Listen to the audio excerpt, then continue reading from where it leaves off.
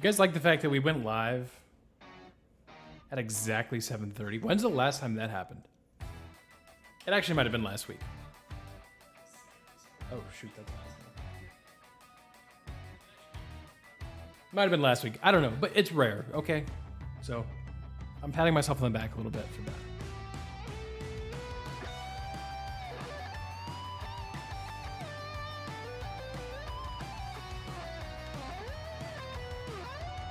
Hope you guys are doing well. Guys, we are 19 days away from college football. I am super excited for that. Let me, let's see, do I have any of these set up to... Nope, that's awkward.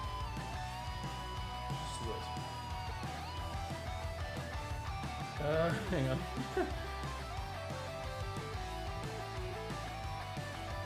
All right, we'll ignore the Aaron Lynn gaming part.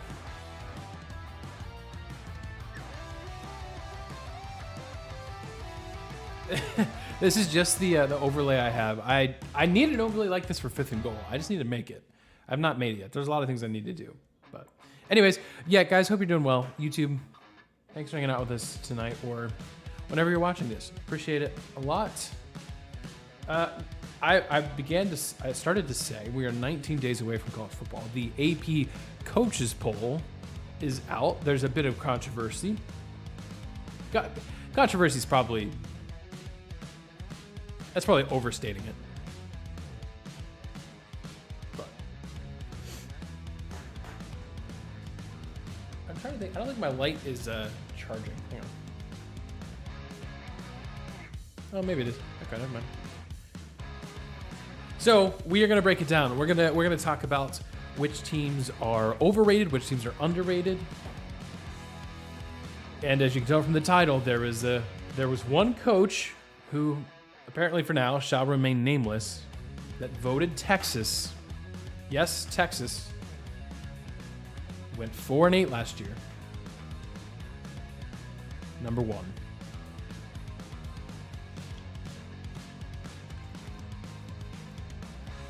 I've got the Phil Steele magazine. We're rolling with that.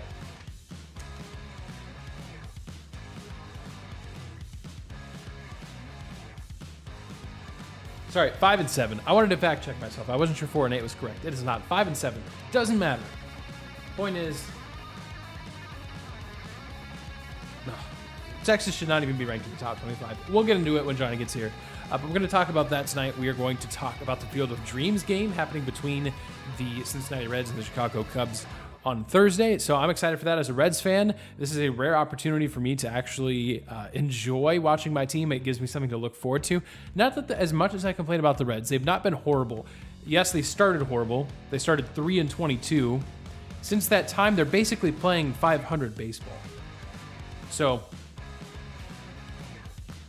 could be worse. They're battling for third in the division right now. Could be way worse. So anyways, that's what we're talking about tonight. We're just waiting on Johnny, and we'll get started. But that's kind of the plan. He's also going to walk us through the English Premier League. So if you're hanging out with us here and you are a soccer fan or a football fan, then come hang out with us. We're talking about the English Premier League. So I may text Johnny to make sure he's coming.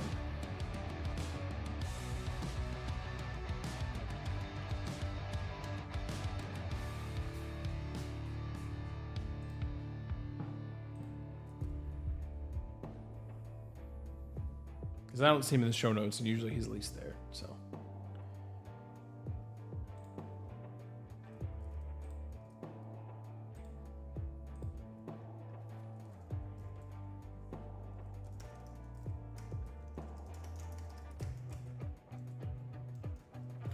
It does remind me that I don't have my recording software up. Anyways, if you are hanging out here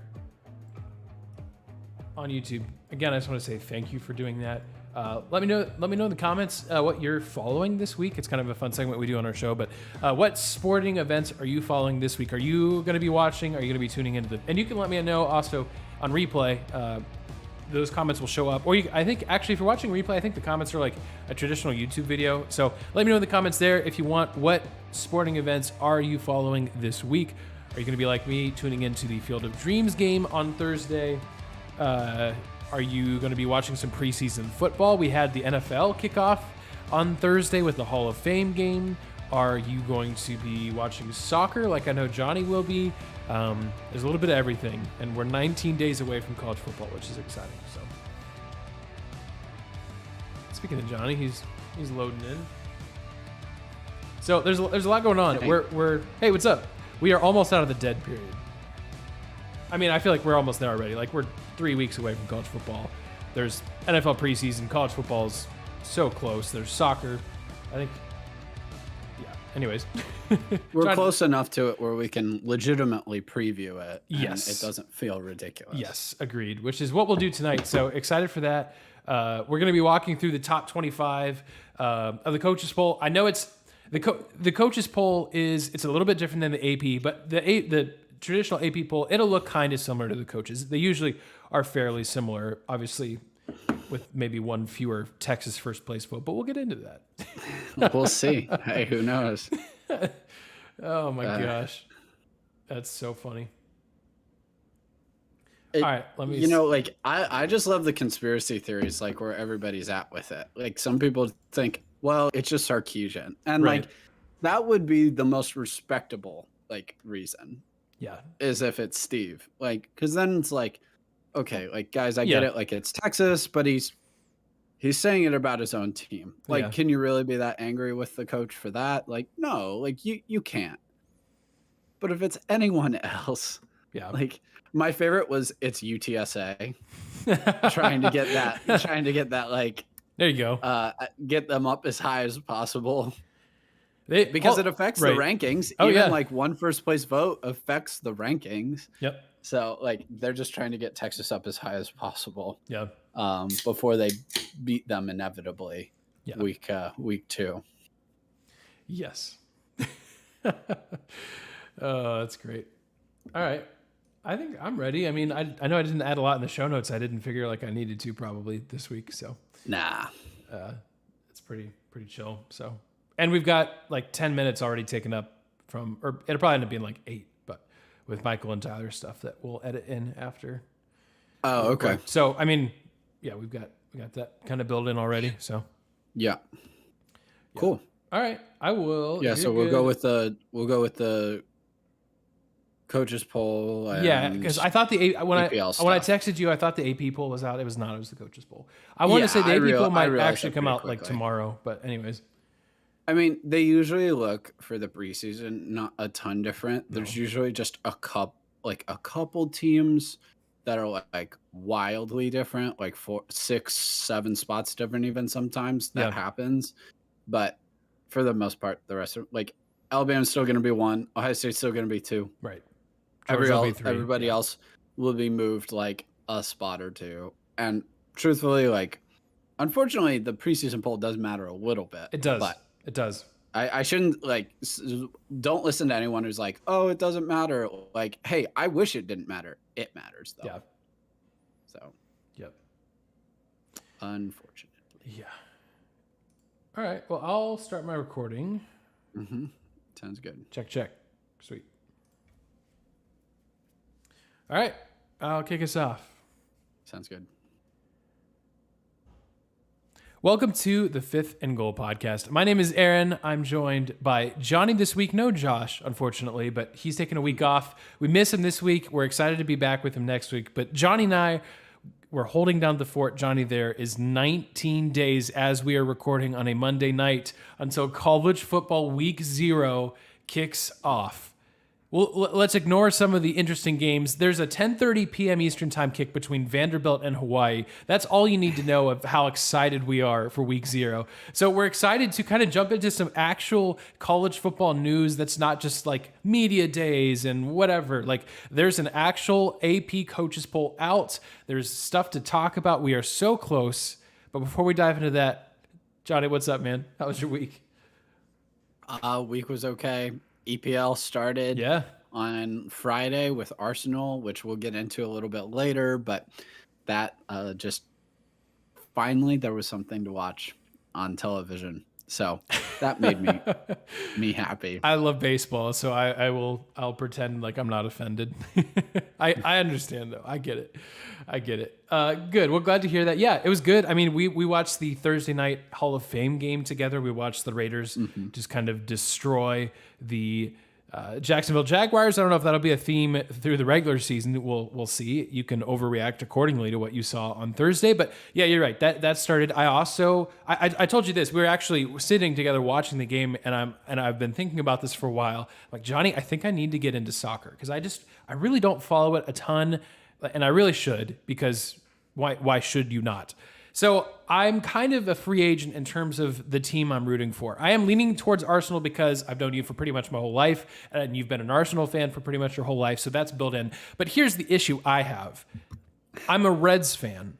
I'm a Detroit Lions fan. I'm a Columbus Blue Jackets fan. Those are all mediocre to bad franchises, at least if you just kind of average them out over the last 10 years. So I'm not trying to champion chase. I'm not trying to be a fair weather fan. But if I pick a team that's going to get relegated this year to be the team that I root for, like that's not going to keep me interested in the EPL. It's just not. So I think I probably need to pick a team in the top 10. Arsenal is right there. They, as you mentioned, and you'll talk about it in a bit, they had some key off-season signings, or so I've been told, since my potential fandom is like less than a week old. So anyways, I'm a free agent. If you think strongly, then let me know otherwise. I've had a couple suggestions. I think someone said Man City. There was a couple other suggestions. I'm probably not picking That's Man champion City, chasing. Yeah. I'm not trying to like, I mean, it's like 10 years ago if you ask a non-NFL fan, like, oh, what team are you rooting for? And they say the Patriots. I'm not trying to be that person. But I'm also not trying to be also unhappy with a fourth professional franchise. So that's where we're at with that. But so wish me luck as I start my soccer journey. I mean, I love the World Cup. We've got that coming up in like 3 months. So I figure this is a great time to get into it. You've got just a ton of soccer. You've got the EPL, the Bundesliga also just started. The MLS Cup is earlier than usual because of said World Cup in November. So that's an early what I'm following. That's not actually what I'm following, but that's kind of what my week has been like, trying to kind of figure that out, because I've really not followed that hardly at all. So anyways, yeah, but a good week for sure. And it's getting even better because with every passing hour, we get closer to college football, which I think is probably our favorite sports. And it's exciting to talk about. I think there's actual content to talk about. It doesn't feel like we're forcing a college football conversation here tonight. So let's just jump right into it. Recording on a Monday, the AP coaches poll is out. So Johnny, this is what I think I'll do. I will read you the top 10 and you, the listener, as well. And we'll start with just the top 10 teams, and we'll kind of get our thoughts. Maybe is there a team that is overrated, underrated here in just the top 10? So the top 3, no surprise, really. This has kind of been projected for months. Number 1, Alabama. Number 2, Ohio State. Number 3, Georgia. And this is where it gets a little interesting, right? Number 4 is Clemson. Number 5, Notre Dame. Number 6, Michigan. Number 7, Texas A&M. Number 8, Utah. Number 9, Oklahoma. And number 10, Baylor. Johnny, your initial thoughts on that top 10? Yeah, I mean, obviously the top 3 is not a ton of surprises. There's also always going to be, voters, especially coaches and voters, that will pretty much always vote for the defending national champion for the first place overall. Yep. And so Georgia has first place votes. Not shocking by the number. I am surprised they have more than Ohio State. And it's just one more. I think I am overall a little surprised by how dominant Alabama is in the coaches vote. I do understand it, but I'm a little surprised. I thought Ohio State might carry a few more. I thought Georgia might carry a few more, honestly, as well. So I think I'm surprised by the gap there and how much tighter Georgia is to Ohio State than Ohio State is to Alabama. Maybe that'll be very telling, and that'll be very obvious in the first few weeks of the season, though. I mean, that very easily could be true. I think the storyline early on in the college football season is there's Alabama. Yep. Is Ohio State, Georgia. Then I think there's a line, but I could be wrong. Clemson, Notre Dame, Michigan, A&M, Utah. Who's the challenger? Who is the team that has the potential to actually knock off Alabama this year? And I think that's going to be the search the first 4 or 5 weeks of the season. and some of us play each other, Ohio State, Notre Dame, like based on the coaches polls, top 5 matchup right out of the gates. Yep. So we're going to find out really, really soon who's not the challenger for Alabama, I think is more what you're going to find out earlier on. But that's kind of my first thoughts at the very, very top. I think Clemson is ranked too high. Yes. I do struggle. Like, I think Clemson's ranked too high. I think Notre Dame's ranked too high. I think Michigan, like, I think the next 3 are all wrong. Here's the problem, though. Who are you putting there? Yeah. Because there's a huge gap. Like, I would say 4 is closer to 12 and 13 than it is to 3rd. Yes. Like, truly, I think, like, it's Alabama, draw a line. Ohio State, Georgia, draw a line. And then I go Clemson at 4, all the way, honestly, to NC State at 13. And I think that's a cluster. I truly believe those 9 teams are all a cluster, which is kind of insane to think that way. And they'll sort themselves out. There's a big clump of Big 12 teams there altogether, too. You didn't say Oklahoma State at 11. They're right after Baylor at 10 and Oklahoma at 9. It's going to be fun. It's going to be fun to see who the challengers are. All of those teams I just mentioned are capable of knocking off even Alabama in a one-off. But can you piece it together? In college football now, you kind of, especially when you're Alabama, you have to lose twice pretty much to get knocked out of the playoff race. Yep. Who's going to rise up? Who actually gets a shot at Alabama this year? That the schedule's not the worst thing in the world. You get Texas and Texas A&M are both in there. Georgia, of course, will potentially be in there in an SEC title game, but most of those teams don't get a shot at Alabama. So it's going to be fascinating just to kind of see how that goes. I mean, even Clemson has NC State on here and Notre Dame on here. So when you're talking about top tier competition and scheduling, you could argue Alabama has it relatively easy this year. Yeah. And that's not to say the SEC is like, oh, the SEC sucks this year. Like, no. But Alabama doesn't have it that bad this year, especially if Texas is not back. Yeah. I actually think they're quite reasonable at 18th. I actually think I don't think Texas reasonable. Should be. We'll get into we'll say that for just a bit. Well, I'll read the next 15. Okay. Just top 10 real quick though. I do think this is difficult, and I know a lot of people are going to disagree with me. I think Texas A&M is too high at 7. The potential is there for sure, but this is a team that went 8-4, and yes, they beat Alabama in maybe easily the best college games last year. But that's actually kind of part of the problem this year, is now they have to travel to Alabama, who will not be taking A&M lightly at all. A&M also draws a road trip to South Carolina. They also draw Florida out of the East. If Miami's any good, they face Miami in week 3. They face App State in week 2. App State's no pushover. And I'm not super sold on Max Johnson at quarterback in terms of like a in terms of a top 10 level for Texas A&M. I don't know if I'm sold on that. Now, they've got the number 1 recruiting class this year. They've got lots of their loaded talent, but they also only bring back 11 starters. So it's kind of it's a bit of a catch-22 at Texas A&M. Again, 7 is probably fair because, again, who else are you going to put there? But I don't think Texas A&M finishes in the top 10 this year. I don't. I think they go 9-3. And maybe they're right there, but I don't think they finish in the top 10. And 9-3 is not even bad with the schedule you just said, Aaron. No. That's and the problem. And they're only getting better. Expectations are crazy, and their recruiting is outstanding. Yeah. But NIL's helping them. Yes. Okay, if NIL's helping you, though, you're not going to see the fruits of that labor this year. Yeah. That's happening next year and the year after, and I think you'll really start to see it 2 years from now. Next season, a little bit more. And I know you see like Jordan Addison going to USC, part of that being NIL money. We'll see how much of that's real, according to reports. Yeah. But so that can be helpful in transfers. But as far as getting in recruits, these recruits aren't ready yet. A&M has some fantastically talented freshmen in there. Yeah. 9-3 will still continue to help build up the program.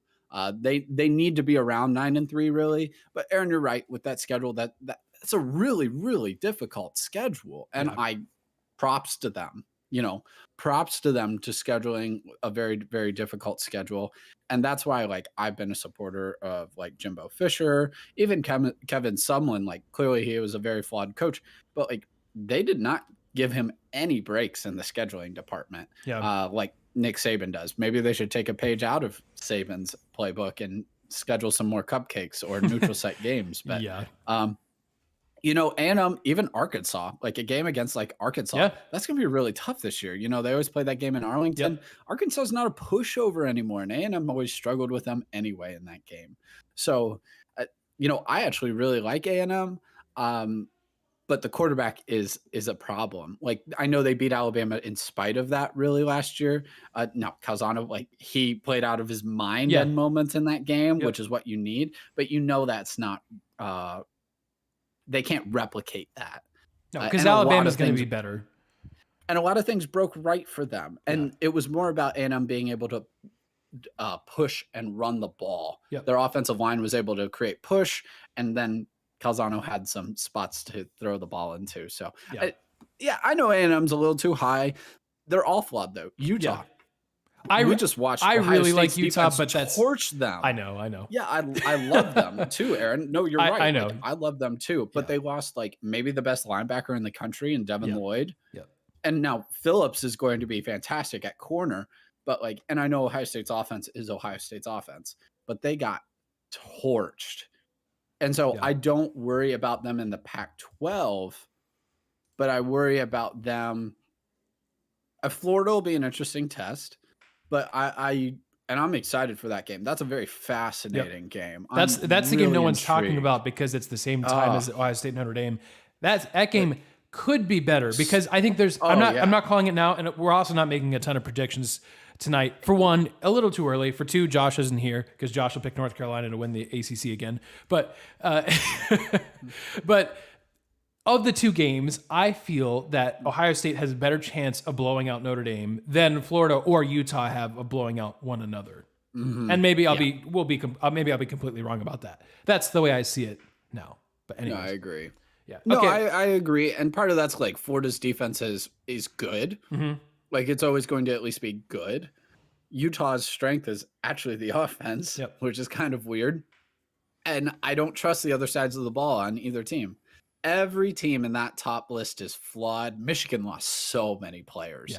That doesn't mean they don't have talent on that team and aren't still going to be like excellent at a lot of spots, but you don't just replace Aiden Hutchinson.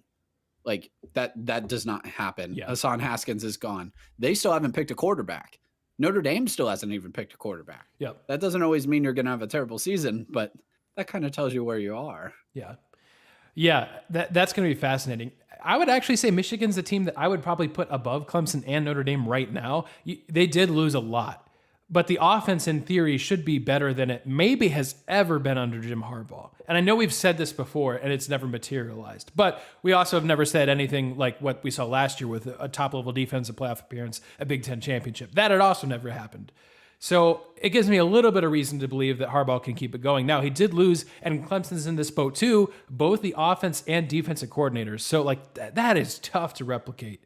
To stick to, in the case of Michigan, I think they've actually got co-offensive coordinators. So we'll see how that works for Michigan. But I would slide Michigan up a couple places. I would also move Clemson down, but I understand Clemson's going to get put where they get put because of the brand Clemson. It's also coaches. Again, part of this is politicking.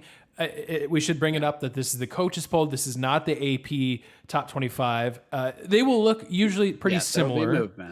But that's worth noting. Okay, let me run down the rest of the top 25 and we can kind of cover some of these other teams because that's probably where some of the really interesting conversations have been happening today. So at number 11, you mentioned it, Oklahoma State. So to backtrack a little bit, that clump of Big 12 teams, number 9, Oklahoma, 10, Baylor, 10 Baylor, 11, Oklahoma State. Number 12 is Oregon.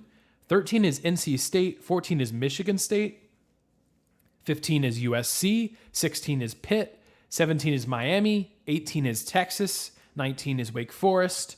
20 is Wisconsin. 21 is Kentucky. 22 is Cincinnati. 23 is Arkansas, 24 Ole Miss, and at number 25 is Houston. So 11 through 25, There's a couple that I'm ready to jump on, but you go ahead. What do you see in 11 through 25 that you like, don't like? I don't have a huge. It's a preseason poll. There's really not a lot of reason to get angry or upset. But we're trying to make content here, Johnny. Come on now. I know there's not anyone here that I'm like, this is outrageous. But I'll give you who's going to be a big mover. Okay. Miami, I think, has the potential to shoot up this board. Mario Cristobal is from Miami, from South Florida. He has the Cuban roots. Like, the man is Miami. And he's a fantastic recruiter. You saw him remake Oregon in his image. If you watch the Ohio State-Oregon game last year, they didn't win on that classic Oregon fashion, flashy splash plays on offense.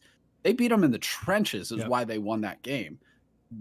For someone like Mario Cristobal to redo the history almost of Oregon stylistically is incredibly impressive, and get someone like Kayvon Thibodeau to Oregon. He's going to be able to do the same in Miami. It's going to be easier for him to do in Miami recruiting wise. So I really like this year. They're not going to be insanely good, but I think they might have a really good record because they're in the ACC. Like, that's just the reality of it. Their schedule allows them to. And they're Miami. If they have a good record, they'll be in the top 10. That's how that works. I will say, we do, real quick to interrupt you, we do stream the show every night. I think we're going to move our recording times to 6:30 p.m. Eastern time on YouTube, where you can interact with us live, just as Austin did. He brought up a really good point. Miami got rid of their turnover chain, Johnny. Do you really trust a program that got rid of the turnover chain? I don't know. But I do. Serious. They're going to get, they're serious. I mean, it was great the first year they introduced it, also because they went 10-1, like 11-1 or something, and had so many turnovers. So it was out all the time. Yeah. And then like last year they're losing 30-10. They get an interception. We're like, give me my chain. Like nothing looks dumber. Like like I'm not a cranky old man. Like, oh, they shouldn't like do that. But like as a competitor, isn't there something in you that like struggles to celebrate in that moment? It's kind of in the NFL when you see the guys run over to the video camera when they're down 20. You're like, what are we doing here? Like, I'm not saying you can't be happy you got a pick, but like there's 2 minutes left in the game and you're getting killed. Like, who cares if you got a turnover? Otherwise, I'll move on. I know you're going to cover Texas, so I won't talk about that. Obviously, everybody talks about USC, so I won't even touch that. NC State is a darling for a lot of people. I actually really like 20 and below. Wisconsin has a lot of potential to bounce back this year. I love that Kentucky team. Who's the second best team in the SEC East? It's right there for the taking. And Georgia's vulnerable enough to drop a game. Don't forget, prior to this last year, they always did. Yeah. They're vulnerable again. They lost almost their entire defense. It is, and I know they're, reloading with 4- and 5-star recruits. So it's not that they're not talented. They haven't seen the field. They haven't seen the field enough. Not in meaningful, impactful games. And Stetson Bennett isn't going to, like, listen, I should eat crow for what I said before the national title game last year about Stetson Bennett, given he's not the reason they won that game still. But he's not going to blow teams out that are quality to the point where your defense can just be or have an off day. If the defense has an off day and Stetson's not finding his new wide receivers, they could be in trouble against a team like Arkansas, who's at 23, Kentucky at 21. I don't believe they play Ole Miss, but Ole Miss would give Georgia some fits this year just because of the amount of points they can put up on the board. Love those teams. Cincinnati at 22. I know they lost a ton. They lost 2 of the best corners in the country. They lost their running back. They lost their quarterback. They lost their best wide receiver in Pierce. A lot of people like him in the NFL with the Colts this year. Fickle, that's a system, though. It's a system. It's a culture. It's a coaching staff. There's not going to be a massive drop-off. They're not going to be in the playoff, obviously. But they'll be 10-2. They'll be 9-3. They'll be a quality team. They get to play Arkansas. Yeah. So another fun game. Week 1. And then we have Houston at 25. Aaron, you'll probably talk about them too. I know you really like Houston, but I think those teams are fascinating. None of them are playoff teams, but I think they have the capacity to create a little chaos. at the top. And we love those teams that can create a little chaos and mayhem at the top. So I really like that. And I even like the order relatively at the bottom at 20 to 25. I'd mix it around a little bit, but I like that. Yeah. Look, I'll be the guy in the room that talks about the elephant in the room. Texas is ranked number 18. Can we also take a minute and acknowledge that there's a coach out there, and look, maybe it is Texas's coach. There is a coach that voted in this poll that voted Texas number 1 above everybody, but specifically Alabama, Ohio State, Georgia. I don't know if this was done as a prank. I don't know if this was just Texas's head coach like believing in his team. Regardless, Texas has no business being in the top 25. They were 5-7 last year. I know this is a preseason poll and it's based a lot on projection and potential. Texas will be lucky if they don't get beat by 30 to Alabama in week 2, because Texas's issues, partly just not being super deep yet. It's Sarkisian's second year also. I'm not trying to kill him, but their issues are they don't have a great offensive line, and Quinn Ewers is going to be in his second game ever and is going to have the Alabama defensive line, which is much improved, and Will Anderson, the best player in college football, breathing down his neck and chasing him around and making life miserable for 60 minutes. That's just one example. I know I'm comparing them to the best team in college football. They have zero business being in the top 25. I'm sorry. They just don't. If you don't think they should be in at all? I don't, because if this is any other team with the same players and just a different logo, a different color scheme, a different school name, they're not in the top 25. We're not talking about it. This happens every year. They get in the top 25 because name only, and then they get beat by Kansas, and they go 5-7. I'm over it. I know we joke about Texas not being back. Guys, Texas is not back until they prove otherwise. They have to prove it. If they compete well against Alabama in week 2, if they lose by 10, 15, and they look like decent and there's potential, okay, I'll take it back. You probably belong in the top 25 if you can compete with Alabama like that. But they're still not back even then. No, lose by of course not. To Alabama, that's still not being back. No, like, not in the sense that they want to be. Respect for the team, right. And I'd probably be like, oh, they'll have a good season. Yeah. Like, listen, when USC lost to Alabama by like 50, you remember that? Yep. The Sam Darnold year, when Sam Darnold took over like 3 or 4 games in, USC still won the Rose Bowl that year. Yep. And given Penn State handed it to them. Alabama does this to pretty good and decent teams. Yeah. So it's not a referendum on their season if they get massacred. Yep. But I agree win a with Big what 12, you said. you can go 10-2. Yeah. Yep. I agree in some senses of what you said, but I would have them in over Ole Miss personally. I would just not have Ole Miss in either, but sure. I think I'd have them probably closer to 23. I like Tennessee better than Ole Miss, to be honest with you, but that's actually fair. I agree with that. We should talk about who got left out. Yeah. But I would have Texas in.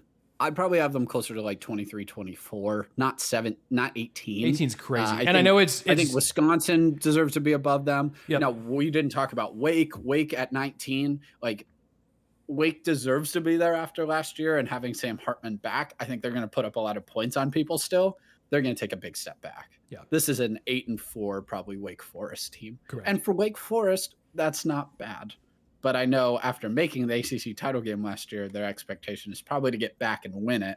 And that's just not going to happen. And that schedule was real kind to them last year. Yeah. They're a good team, but real kind. Well, and remember, the only reason they got in the ACC championship game is because their loss to North Carolina was a non-conference game. How ridiculous is that? Not trying to take away anything from what the Demon Deacons did. That was an awesome story. They won the Atlantic. Good for them. And you're right, they'll be good. By the way, if you're thinking to yourself, North Carolina State, NC State at 13, that seems high. It's not. NC State is too low. Real this year. If anything, they should be too low. Yeah. They're going to be good. They've been hovering around 9 wins for the last 5 years. They kind of, because they're at 9 wins, they're not super good. They haven't been to a New Year's 6, so people don't really know they're this good. Devin O'Leary, I think, will be the quarterback that becomes that third quarterback that people are talking about in the NFL draft. Because obviously, Bryce Young and CJ Stroud seems pretty likely they go 1-2 early in the draft in whatever order you like. The third quarterback is kind of up in the air. You could throw in Sam Hartman. You could throw in anybody from Spencer Rattler to Will Levis, Kentucky. I think it's going to be Devin O'Leary. I really like North Carolina State. I'm excited to see what they do this year. The biggest flaw is that they will not have a great running game probably, but I think O'Leary is going to make up for that, and they've got a good defense. They've got a legitimate defense. So I really like NC State, and I like where they're placed here. Watching film with the Clemson game, I think it's a really good comparison. I know it's the fourth game of the season. Yep. Clemson's really struggling on offense in general. NC State's defense looked just as good as Clemson's, and that's how and Clemson's defense. I know Clemson finished 10-3 last year. It was all because of the defense. They would have been 6-6 without the defense. They lose to Syracuse. They lose to Louisville. Yeah. And Venables, they lose to Georgia Tech. Yes, that's correct. Yep. They lose to Georgia Tech week 3 without that defense. Their offense didn't score a touchdown, I believe, in that game. Yeah. My concern, is not that Clemson's defense is all of a sudden going to be horrendous, but you lost Brett Venables. And you lost Tony Elliott. You lost your two mainstay coordinators. GJ's feet are bad. His mechanics are bad. His anticipation's bad. His accuracy's bad. He's wildly talented. Yeah. And maybe the new scheme will help him. I don't know. Maybe a more consistent run game could be really helpful. That certainly would be the case, as it is with any young quarterback. But that was It was his first full year, but he got really good experience the year before. There really wasn't an excuse for it to be that poor of play in the ACC last year. So I'm kind of out on Clemson for that reason. I mentioned that, though, because of NC State. Defense looked fantastic. Biggest issue for them also is losing Okwonu, who looks like he's going to be a starting tackle week 1 in the NFL. Yep. Programs like NC State rarely just replace them. So I'm interested, like you said, about the run game. The run game needs to be there. Leary is he's a really precise passer. I really like his anticipation. He stands tall in the pocket, even though he's not the largest guy. But he clearly does need that complementary run game still, which is not an indictment on any quarterback. So can he be protected? He is mobile, but can they have a consistent run game? That's a big question. That's a big question. But like we said, all these teams have so many flaws. So it's almost pick your poison with which one you'd like to spin the wheel with. Yeah. Because they all have one. Yep. You brought up the fact I like Houston. I do really like Houston. I think they've actually got a decent opportunity to go undefeated. They need to get past Texas Tech, which even though Texas Tech has been bad, Houston just cannot find a way. At least, I think they just played them last year, but they play fairly regularly. Yeah. They just have not been able to get past that team. But Houston's led by a quarterback named Clayton Tune. You probably haven't heard of him because the American quarterback you did hear about was Desmond Ridder, the second quarterback taken in this year's NFL draft. Clayton Tune will be Houston's second all-time leading passer because Case Keenum will never, ever be caught in that category. But Tune has a bunch of experience. He's got some weapons around him. And by the way, Houston does not play Cincinnati or UCF in the regular season. Those are the other two teams in the top 3 in the American. So Houston's got a really good opportunity, a relatively easy schedule, potentially, to go 12-0 and then take down Cincinnati or UCF in the American. And then we're, again, having a conversation about an undefeated American team. Now, I think there's enough good teams in the American. I think the American is far deeper than it has been that they'll drop a game. Maybe it is to Texas Tech. And I think UCF will drop a game. Yep, Memphis. Memphis will be good. SMU has some really good potential. SMU this isn't a top 25 team, but it just goes to show that I think there may be 3 or 4 teams in the American at the end of it deserving of a top 25 spot. SMU just announced a $34,000 NIL deal for every player. Their transfer portal signings have been excellent. Their recruiting has been good. It's almost like, man, you put the NIL era and suddenly Dallas is really good. That makes a lot of sense. And it's working out for SMU. They beat TCU last year. They've got a good chance to do it again. Actually, they beat TCU the last two times they played. Aaron, the Pony Express is no longer illegal. Yeah, you're right. So you can't give them the death penalty anymore for it. So yeah. SMU, I will say, I'm here SMU for does it. this every year. They start 6-0, 7-0, and they lose 3 out of 5. If SMU does that again, I'm going to pull my hair out because that is so frustrating because this is a team with a ton of potential. Tanner Mordecai is an excellent quarterback. I know we're taking way more deep dive into the American Conference than you probably expected in the top 25 preview, so I'll end it there.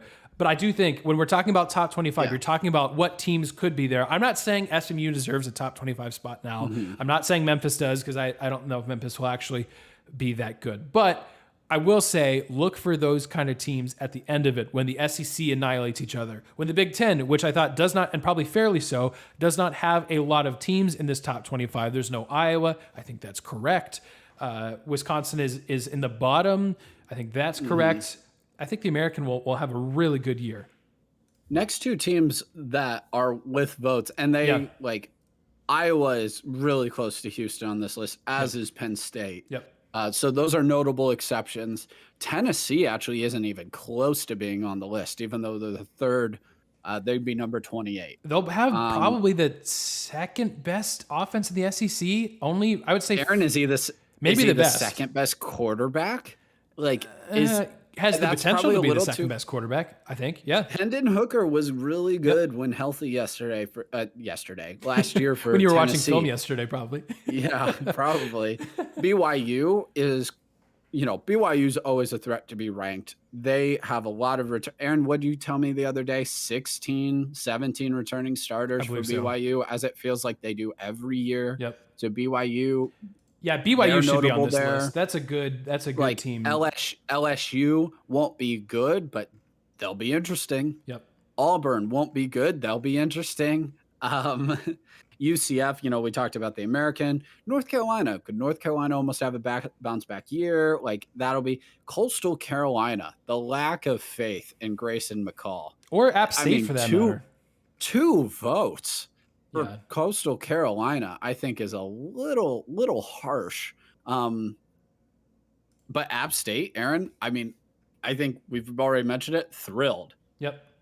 To see North Carolina travel to in-state App State in Boone. I know that game's been sold out for months. It has been.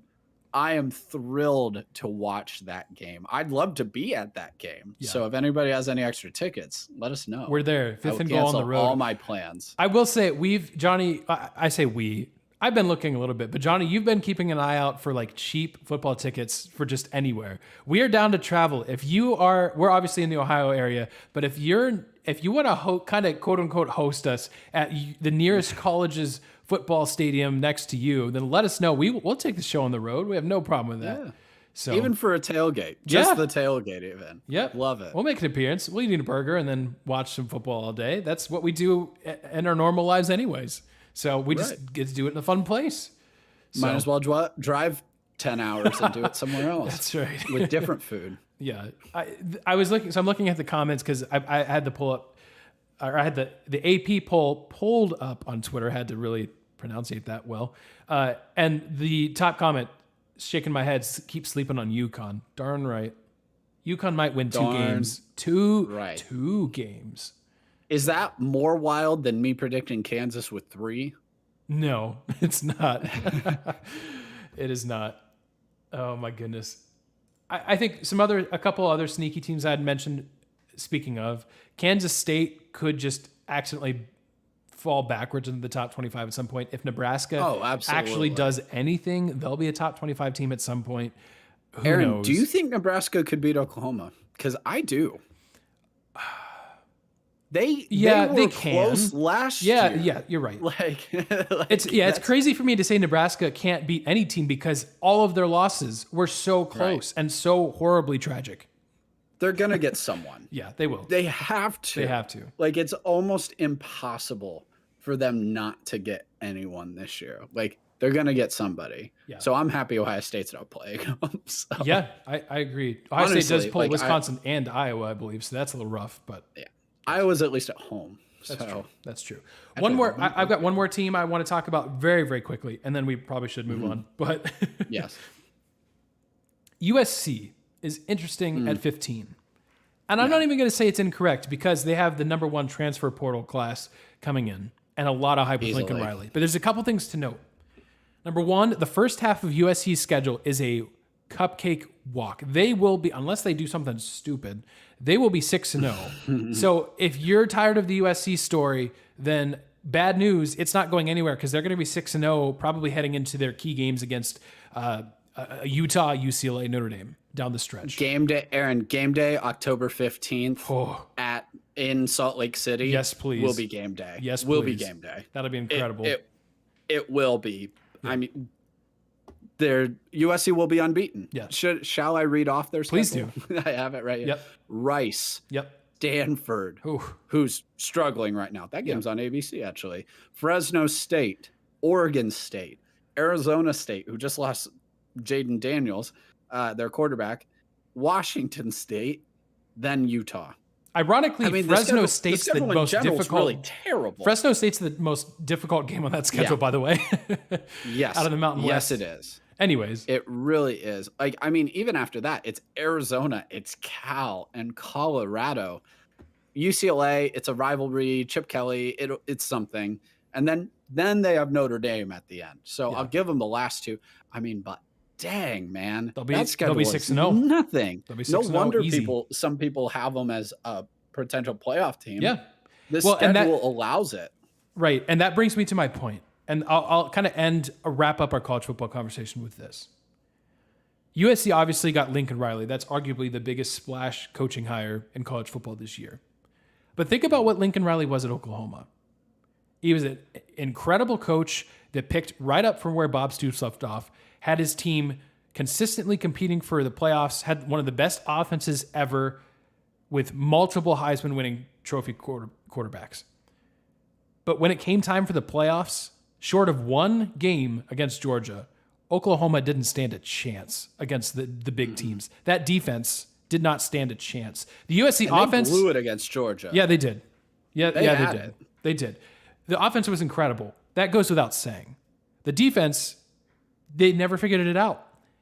And everyone is talking about USC. They're talking about Caleb Williams, the quarterback transfer from Oklahoma. So he's following Lincoln Riley there. They're talking about Jordan Addison, the best wide receiver in college football, at least by being named the Biletnikoff Award winner, a transfer from Pittsburgh. Everyone is talking about the offense. Johnny, the defense is going to be bad. Again, it won't matter because you read off the schedule. It won't matter, but the defense is bad. It's still going to be bad. So if they do get to the playoff, say they go 11-1 somehow, I think it's going to be the same story where they walk on a field with Alabama or Georgia and they lose by 30. And they look outclassed. Now, that's better than what USC has had. To be fair, I think every USC fan would sign up for that. But I'm just telling you, I think that's the reality of Lincoln Riley. I don't think he waltzes in and they're winning championships in 5 years. I just don't, because he's never proven that, which is unfair. Point, he brought Alex Grinch with him. Yeah. Yep. And as a Buckeye fan, I can also tell you, he's not the worst coordinator in the world. He's not the best one either. He didn't fix it at Oklahoma with all those resources. It's not for lack of resources at Oklahoma. Yeah. And they won't have depth. Correct. That's the problem. Michigan State, fantastic last year. Great story. No depth. As soon as they had some injuries, though, they couldn't compete with Ohio State and the big guys later in the season. They just couldn't. And they ran out of steam. So the transfer portal is extremely helpful. It's a shortcut to the top quickly to help with recruiting. But the recruiting needs to get there quickly to fill in those gaps. It needs to. What's so great about Alabama?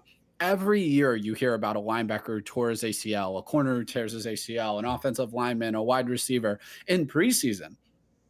And where that normally kills a team, where they're like, oh my gosh, that was an All-American. What are we going to do now? Alabama's like, that might be a problem game 1, game 2.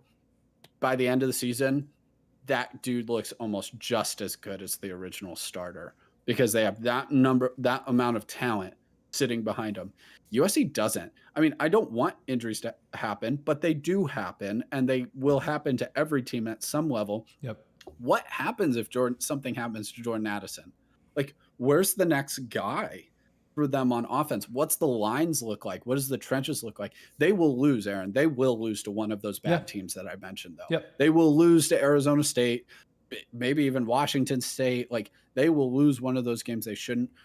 my question to you with USC, and yeah, we need to finish it up, but would you almost, if you're like a USC fan, would it almost be better off if you went 10-2, get to the Pac-12 title game, win it, get to go to the Rose Bowl, then go 11-1, then win your conference, sneak into the playoff, and get murdered because you'll be the 4 seed? Like, is it almost better for you guys to lose a second game and win a Rose Bowl and build momentum than just get slaughtered from Alabama, assuming they're the 1 seed, USC's the 4? I think that's a very realistic expectation. And that sounds counterintuitive to say, I don't want to be in the playoff. But when your team's not ready, they might almost be better for it if they just made it to the Rose. No player is going to ever hope that. But from an outside perspective, it might almost be better for the overall long-term health of the program. And this probably shows you how bad of a fan I am. I thought that about Ohio State last year. The way they showed up against Oregon, I was like, this is, and I know it was week 2, but I was like, I don't know. Like, I don't know if I want to experience the pain of a Clemson beat down like 31-0 again. Obviously didn't happen because we experienced that essentially with Michigan. And then, but Ohio State won the Rose Bowl and they went like 11-2, and it was a quote unquote failure, just like it's a rebuilding year for Alabama.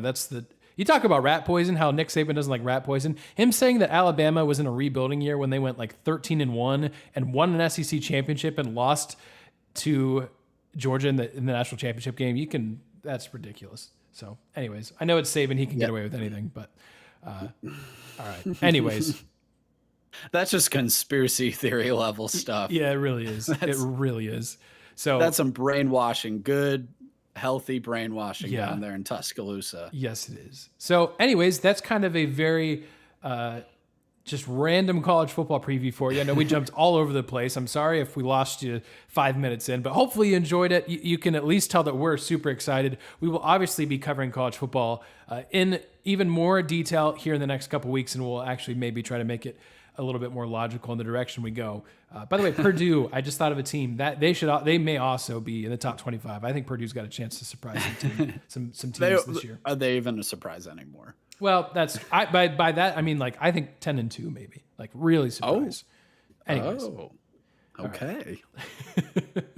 All right, we really need to wrap it up. So yeah. All right, Johnny.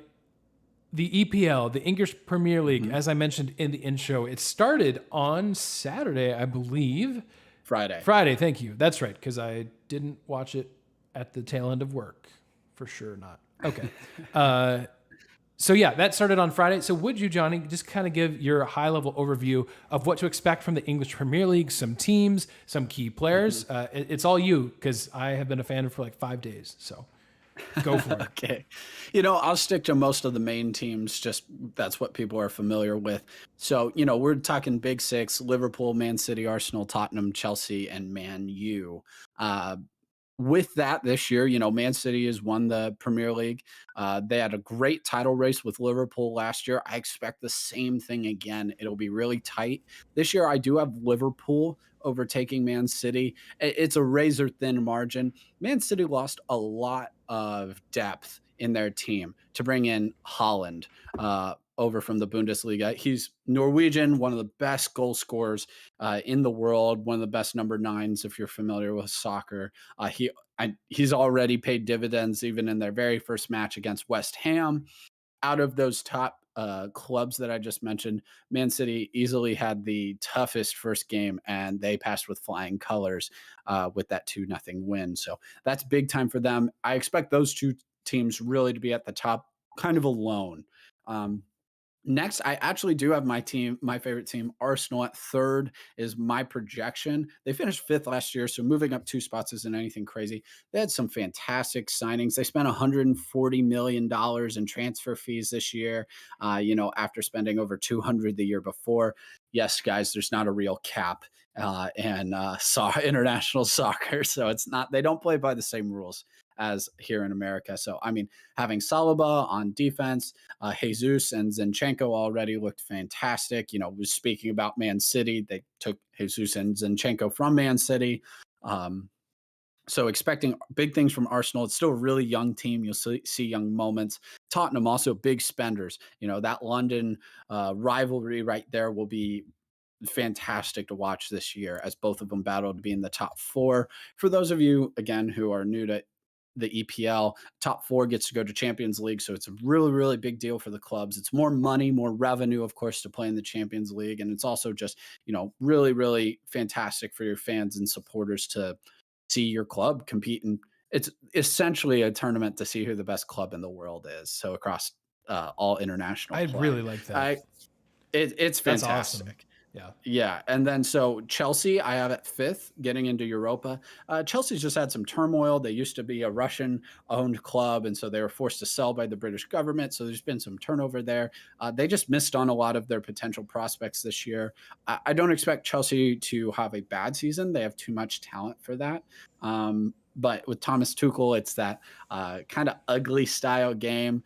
They're not the most fun or beautiful style to watch, but they'll get results driving some teams crazy. So I'm not hopeful enough to drop them lower than that. As I don't have a lot of love for Chelsea. I actually have West Ham, one of those up and coming teams, and then I have Man U all the way down at 7. Wow. So I do have Man U down there at 7.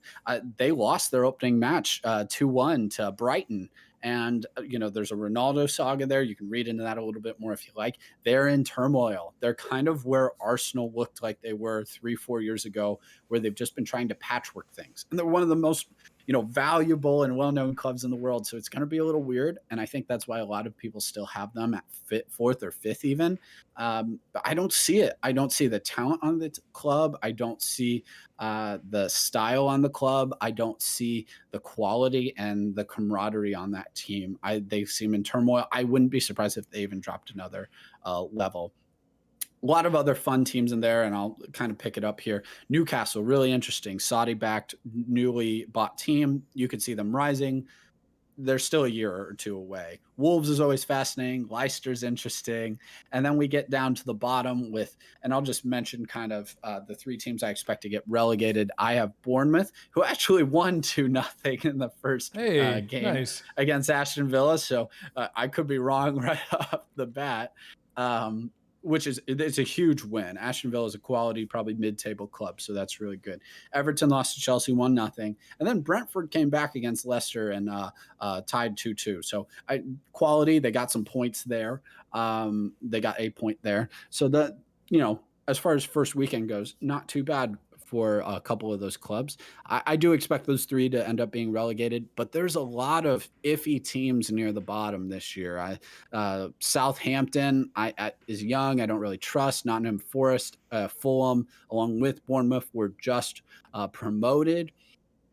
They're all in that kind of battle there at the bottom, I expect at least. So it's fun. I love the relegation. We've mentioned it before on the podcast. It keeps both ends of the standings really, really fascinating. It makes more games matter throughout the regular season. So EPL it's 38 games because there's 20 teams. You play each team twice, one at home, one away. It's a balanced schedule. So in the middle of the season, it might not necessarily be balanced.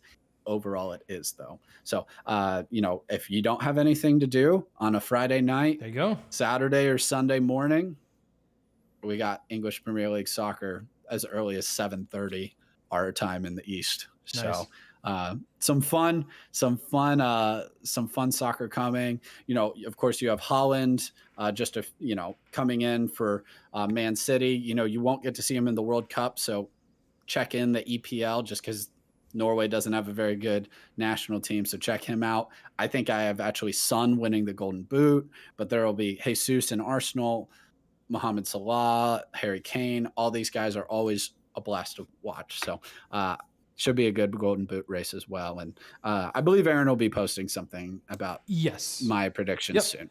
Yeah, and it actually may already be on. If future Aaron has done a good job, it will already be on social media by the time you hear this podcast. So check us out kind of on all the different platforms, Instagram, Twitter, Facebook, and TikTok. We had another TikTok go kind of viral, so that was fun. So shout out to all you guys on TikTok. Appreciate it.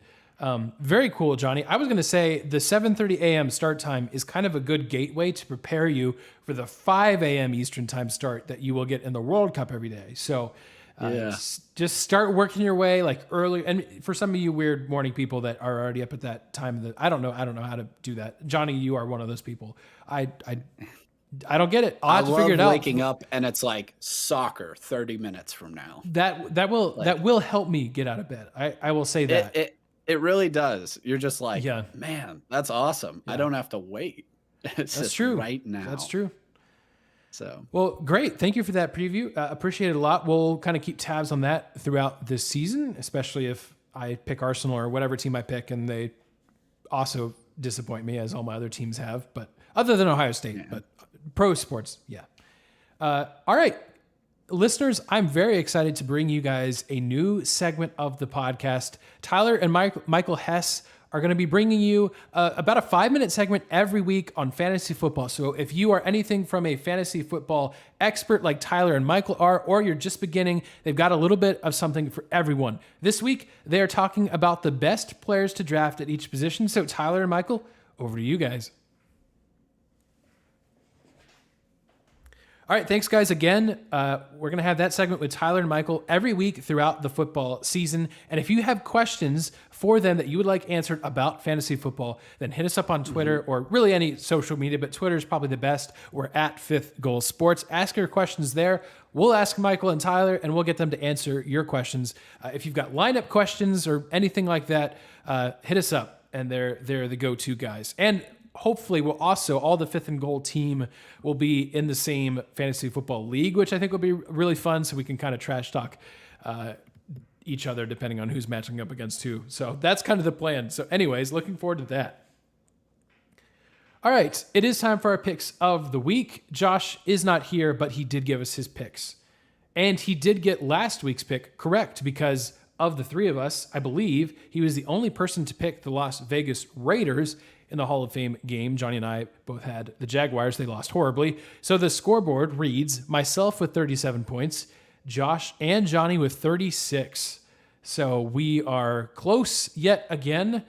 And this week we are picking the Field of Dreams game between the Cincinnati Reds and the Chicago Cubs. If you did not know, on Thursday, we're having the second annual Field of Dreams game. This is a baseball game played in Iowa in the middle of a cornfield, which is awesome. It's a great idea. Last year, the Chicago White Sox and New York Yankees played. It was an awesome game all the way around. It was I think even a walk-off, everything about it was great. Now we've got the Reds and Cubs, so it's only downhill from here. But we're going to for third place. That's right. We're going to pick it.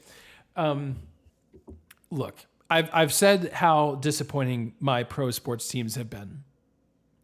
I'm going to hedge my bets here. I'm going to pick the Cubs and root for the Reds. Obviously, if the Reds win, I could care less about losing the point. But if the Reds lose, I at least want some gratification. So I'm going to pick the Cubs. So either way, I'm a winner. I know that's a horrible strategy, but that's what I'm going with. So we are destined to have a tight race for eternity. Yeah. So when Josh picked the Reds, I had to pick the Reds, because then we will be tied, all three of us. Amazing. And so the Reds will win this game for that reason and that reason alone. Yep. And we will all be tied at 37 points. You mentioned it. Josh did give us his picks. He is picking the Reds and seemed pretty confident, I will say. He picked the Reds right away, so it didn't seem like he had to think about it. So, all right. Well, I will say I'm very excited to watch the Reds. I'm looking forward to a Cincinnati Reds game, which it's been a while since I've been able to say that. At least a game, or about a game that I've been just watching at home. Obviously, it's fun to go to the ballpark and all that, but this will be fun. So looking forward to it. Again, that's Thursday, so check it out if you are interested in baseball in a cornfield, because I think that's pretty good. We give baseball flack all the time for their marketing. This is one thing that went really, really well last year, and I think it's a really good thing they're continuing this. Also, some fun uniforms, throwbacks to the 20s, I think both these teams are wearing, so that's kind of fun too. So 1720s. What? No, not that far back. It's almost that far back. The Reds are ancient. Baseball's not quite that old. No, it's not. Not quite. But that's why it's America's pastime, though, because it was invented before America. Before America. Oof. All right. Very cool. Well, we'll talk to you next week when we have that tie. All right, Johnny, it is time for what we're following. And in preparing for all the college football stuff, it got me thinking.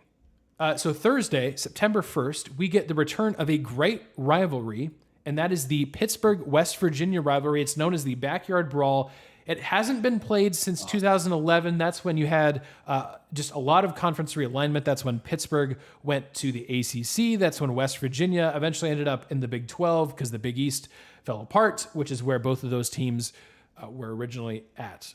Now, they are playing this year. They're also playing every year through 2025. So I think that's great. It led me to think, what other rivalries should be played every year? Now, the one that came to my head right away was Texas A&M. We're going to get that because Texas is moving to the SEC. So that's pretty sweet. I would throw maybe like Michigan, Notre Dame. But then when I thought of Michigan, I thought, you know what? Yeah, all these historic rivalries are great, but we need some new ones. We don't have enough obscure trophies.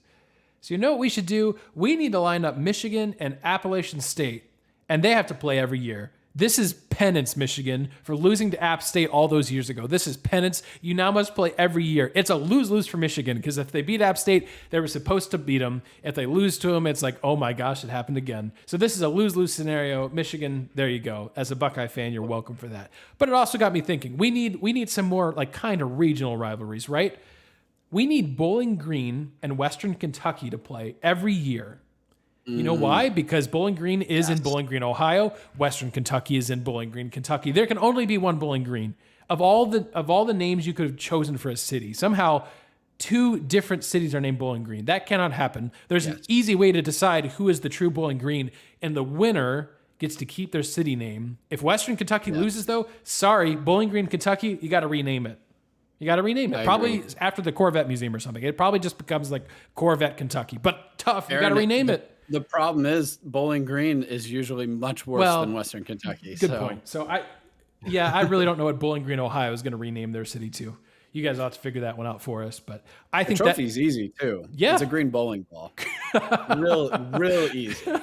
Real easy. That's exactly right. And they should also both be kind of punished for neither. Well, really, the Bowling Green, Ohio. Your name is Bowling Green, and your colors are brown and orange. Like something went horribly wrong there, but. Anyways, so that's a rivalry that should be played. If you have any others, I'm open to suggestions, but those 2 came to my mind, and like I think that's a must. We have to have that every year. Utah BYU is actually a more serious one that they do play fairly regularly, but it's not every year, and there's no reason why it shouldn't be every year. Nebraska, Oklahoma, is a big one. I'd love to bring that one back. That one would be great. UCF UConn should come back. No, that's a complete joke.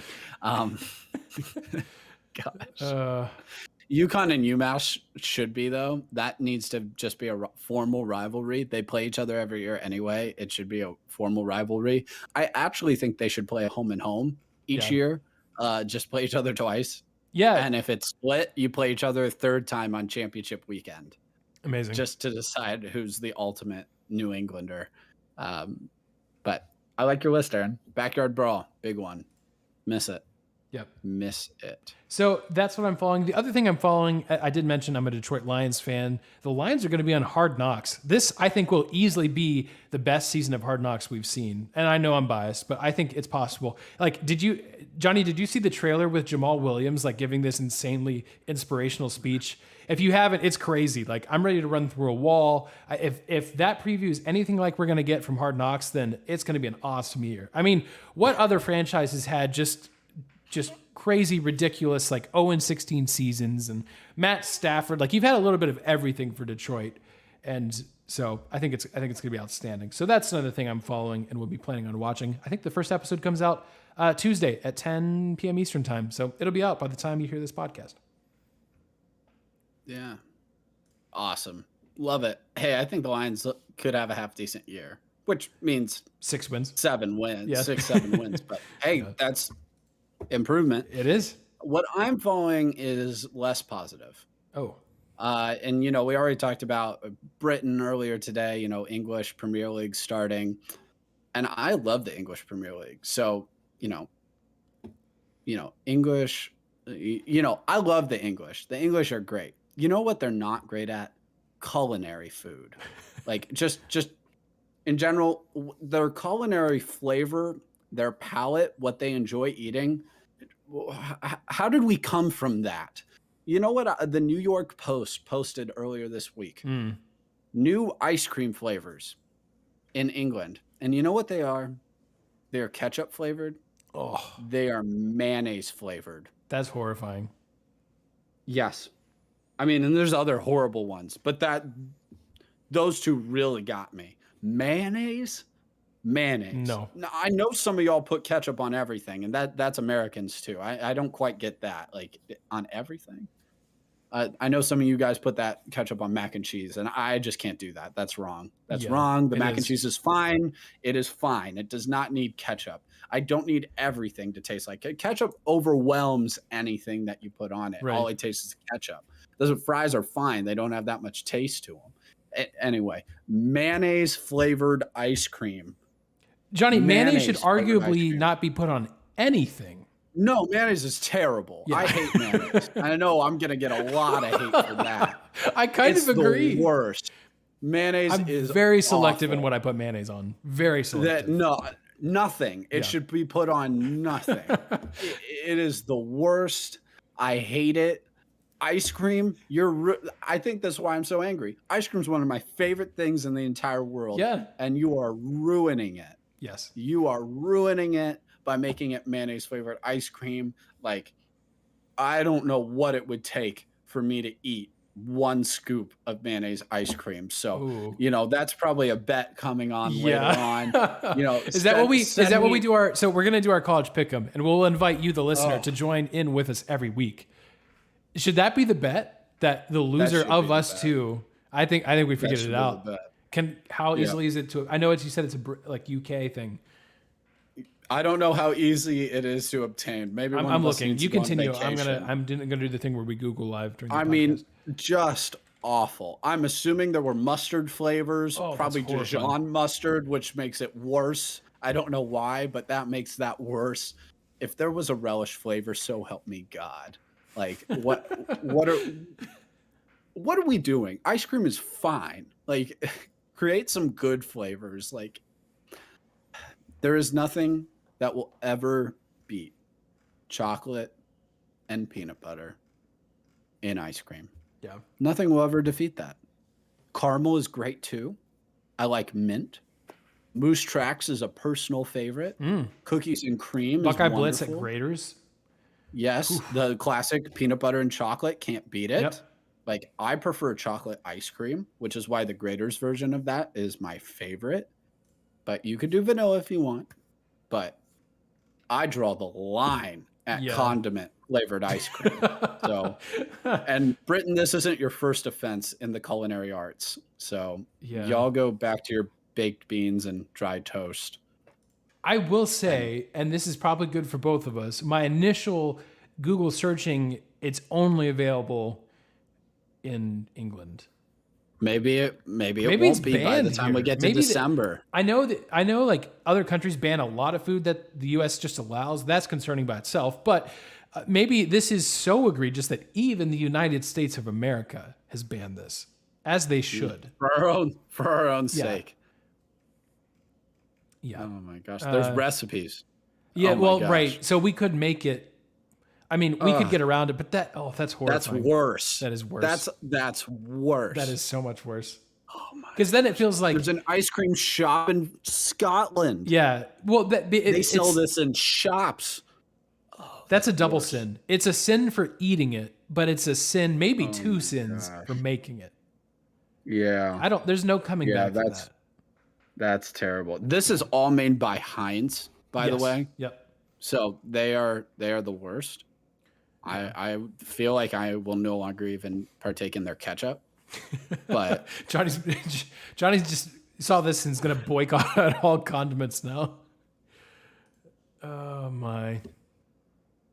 Well, anyways, so that's where we'll end the show, I guess, is mayonnaise flavored ice cream. So I hope that's a good way to end the show. Actually, there's a much more real and important message and kind of quote / sound that we want to leave you with. Vince Scully actually passed away sometime last week. If you're not familiar with the name, long time baseball broadcaster for the Los Angeles Dodgers. So this is a really good quote, and I actually feel like it's kind of appropriate to leave you with a quote from him. He's just an all-time great guy, great broadcaster, a legend, and he passed away this week. So we'll be back next week. So here's the voice of the great Vince Scully.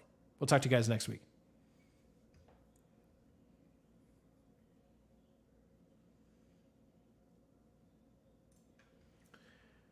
All right.